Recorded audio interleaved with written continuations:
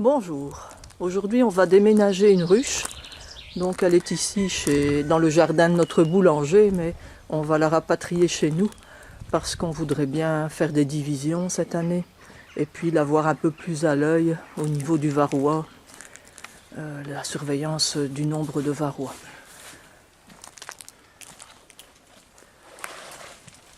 Alors certains me demandent pourquoi on laisse une hausse, et là il y en a même deux. Ça c'est l'isolation. Oui, je sais. Donc en fait, mon mari a voulu essayer le système de ne pas nourrir avant l'hiver et de laisser une hausse de miel. Et la deuxième hausse, c'est de l'isolation. On a fermé la porte au soir quand toutes les butineuses étaient rentrées. Aujourd'hui en plus il fait froid, brumeux. On est fin février, donc elles sont bien calmes. Et on va déménager ça facilement, je pense. Bon, j'ai quand même mis mon costume, comme je suis allergique, surtout pour le trajet en voiture, si jamais des abeilles arrivaient à sortir de la ruche. Mais vous voyez, mon mari, lui, n'a aucune protection. On était venu il y a 15 jours. Elle avait l'air d'avoir très bien supporté l'hiver.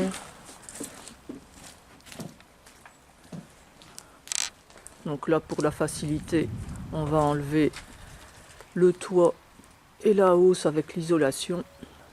On va sangler la ruche pour que la hausse reste bien stable et le plancher. Et puis on est parti.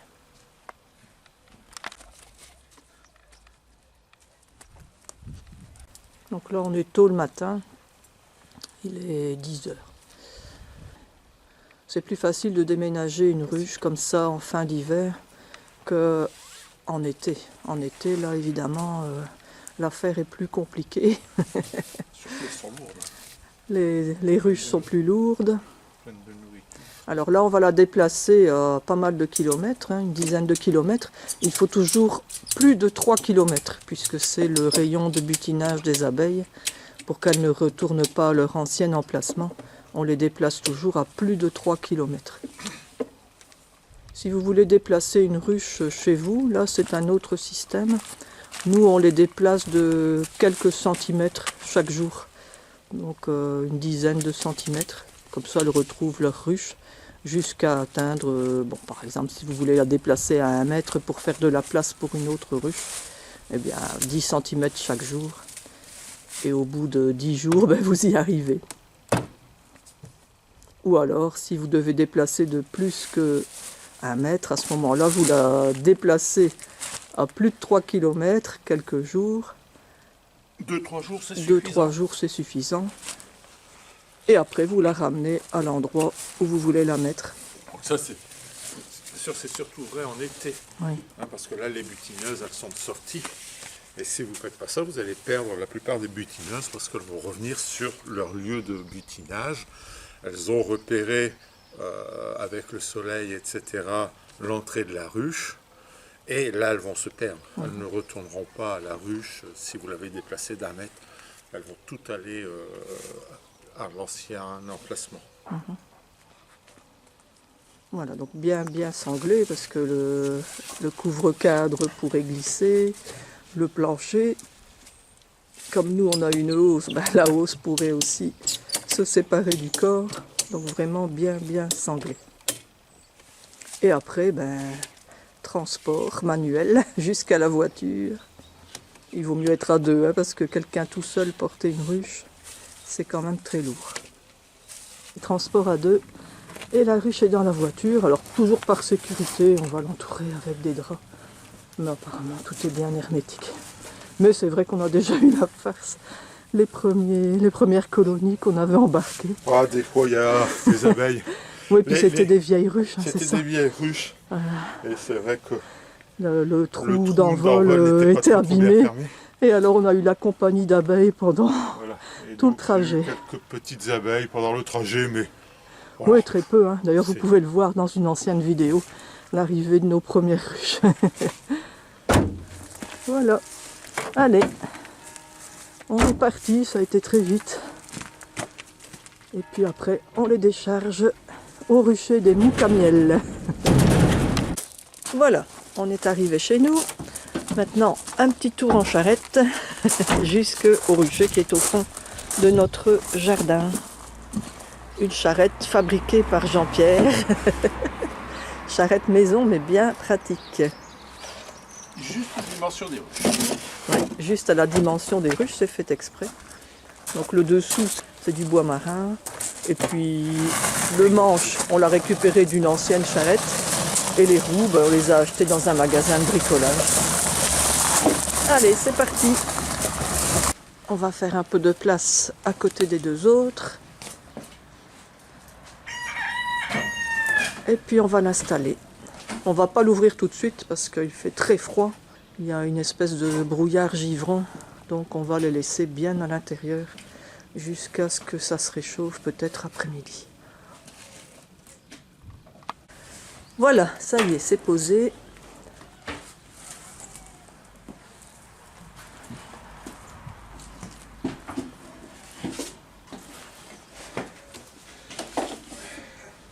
Alors ici au thermomètre il y a Oui, 0 degré à peu près. 0 degré, c'est un rucher couvert, vous le voyez. Et c'est vrai qu'il fait moins froid qu'en ville. Voilà. Je filmerai tout à l'heure quand on les libère. Alors ici, là, pour l'instant je vais les laisser coudre. Tranquille. Mais je viendrai avec un niveau Ah oui. Oui, il faut que ça penche un pour peu les faire vers, pencher un peu vers le bas. ouais, vers la planche d'envol pour que l'humidité s'écoule. Pour qu'il y ait, voilà, pour éviter qu'il y ait trop d'humidité dans la ruche. Les autres sont bien à l'intérieur aussi, il fait vraiment trop froid. On a eu des jours de beau temps, mais là, aujourd'hui, c'était la Voilà, pleine lune regardez. cette nuit. Ah. Voilà, donc voici une planche. Et vous voyez, on voit tout de suite que les abeilles se situent à cet endroit-là. Et on voit les déchets, on voit éventuellement quelques varrois. Oui, j'en vois un, deux, oui. Oui, donc ça permet de compter les varrois. Mais attention, le nombre de varrois sur la planche, il faut se méfier parce qu'évidemment, s'il y a du couvain, le varrois se situe principalement dans le couvain. Ici, pour l'instant, il n'y a pas de couvain. Donc là, on peut se fier à ce nombre. On peut trouver des tableaux sur le site du CARI, je pense. Mais il faut multiplier par 1,5 le nombre de varrois sur le plancher. Et là pourtant on a traité à l'acide oxalique. Ouais, on a traité à l'acide oxalique il n'y a pas si longtemps que ça. Et il y en a toujours. Ouais, parce que sur le plancher, il peut y avoir des fourmis qui viennent grignoter les varrois, le vent. Donc c'est pour ça qu'on multiplie par 1,5. C'est pour les pertes de varrois morts qu'on peut avoir. Mais sinon, c'est quand même un bon indice des varrois phorétiques. Phorétique, ça veut dire sur les abeilles adultes.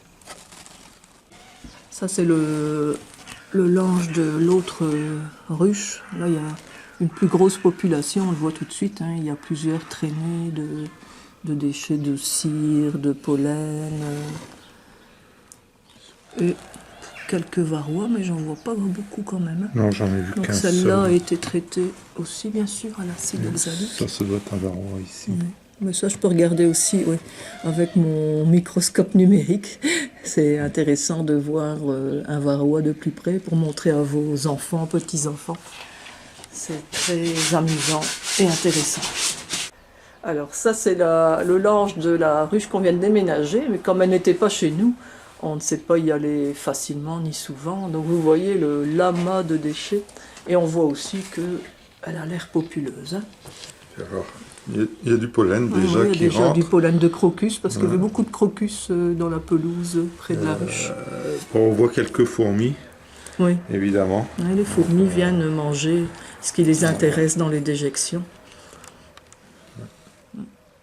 Ouais, donc là, on va gratter, comme ça après on aura une meilleure idée de ce qui se passe dans cette ruche, puisqu'on ne peut toujours pas les ouvrir, bien sûr. On n'ouvre pas les ruches fin février.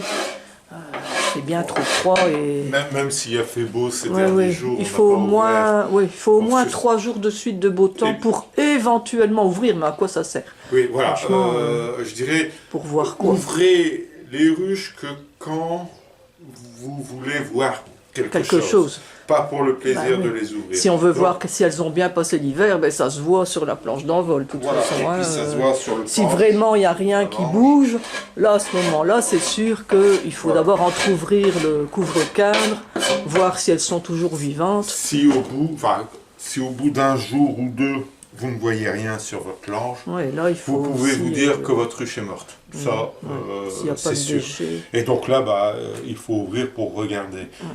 Mais sinon, en cette saison-ci, nous, on ne va pas ouvrir avant, Un probablement, oui, mois, je encore dirais. un mois. Quoi. Tout va bien sûr dépendre de la température, mais pour l'instant, ça ne sert à rien d'ouvrir.